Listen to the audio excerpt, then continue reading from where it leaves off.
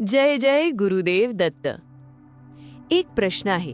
आपण सगळे म्हणतो पवनसुत हनुमान, पण मग त्यांचे वडील केसरी का म्हणतात?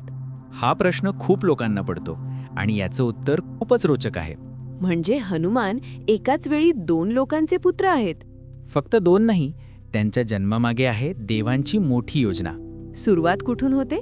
ही कथा सुरू होते एका अप्सरेपासून, अंजना. हनुमानांची आई? हो, पण ती आधी स्वर्गात होती आणि एका शापामुळे तिला पृथ्वीवर यावं लागलं. तिचं सौंदर्य इतकं होतं की देवसुद्धा आश्चर्यचकित व्हायचे. अच्छा, ब्युटिफुल वुमन. मग काय झालं? पण एक गोष्ट होती, थोडासा अहंकार. एकदा ती पृथ्वीवर आली होती आणि जंगलात फिरत असताना तिने एका महान ऋषींचा अपमान केला. ऋषींचा क्रोध भयंकर असतो.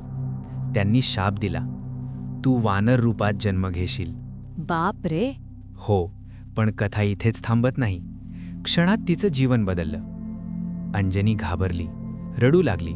तिने क्षमा मागितली. तेव्हा ऋषींचे हृदय मऊ झालं.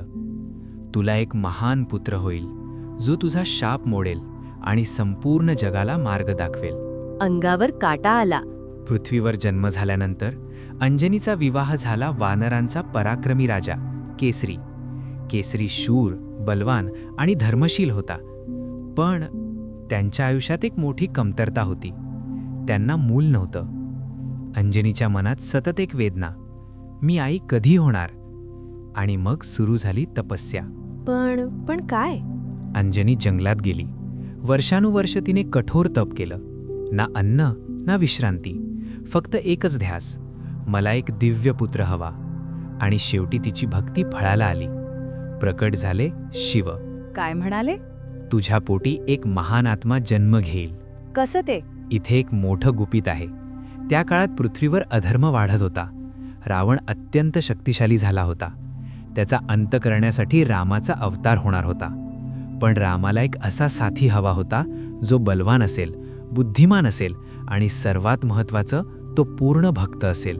शिवांनी काय ठरवलं? आता कथा अजून रोचक होते. अयोध्येत राजा दशरथ यांनी पुत्रप्राप्तीसाठी यज्ञ केला.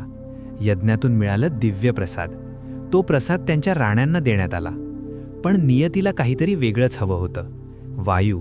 वायुदेव. त्यांनी त्या प्रसादाचा एक भाग उचलला आणि तो अंजनीपर्यंत पोहोचवला. अंजनी ध्यानात बसलेली होती. वायुदेवाने तो प्रसाद तिच्या हातात ठेवला. तिने तो स्वीकारला आणि त्या क्षणी एक दैवी ऊर्जा तिच्या शरीरात प्रवेशली.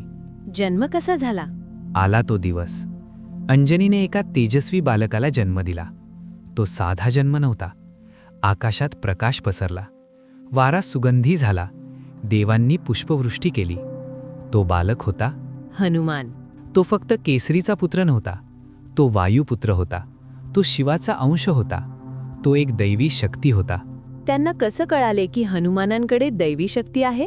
लहानपणीच त्यांची शक्ती दिसू लागली. एक दिवस त्यांनी आकाशातला सूर्य पाहिला. त्यांना वाटलं हे एक लाल फळ आहे आणि ते उडी मारून थेट सूर्याला पकडायला गेले. देव घाबरले. इंद्राने वज्राने प्रहार केला. हनुमान खाली पडले. पुढे सांगा. वायुदेव रागावले. त्यांनी संपूर्ण जगातून वारा थांबवला.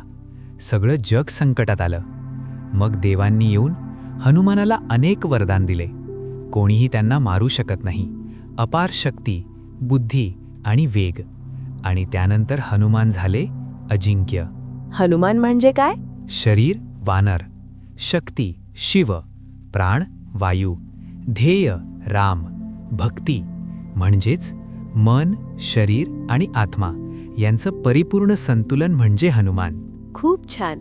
म्हणूनच आजही जेव्हा आपण हनुमान म्हणतो तेव्हा आपण फक्त देवाचं नाव घेत नाही, आपण शक्ती, भक्ती आणि नम्रताचं स्मरण करतो. जय श्रीराम, जय हनुमान. जय श्रीराम. व्हिडिओ आवडला असेल तर लाईक करा आणि अशाच सोप्या पण खोल धार्मिक कथा जाणून घेण्यासाठी सोपी आस्थाला सबस्क्राईब करा. जय जय गुरुदेव दत्त.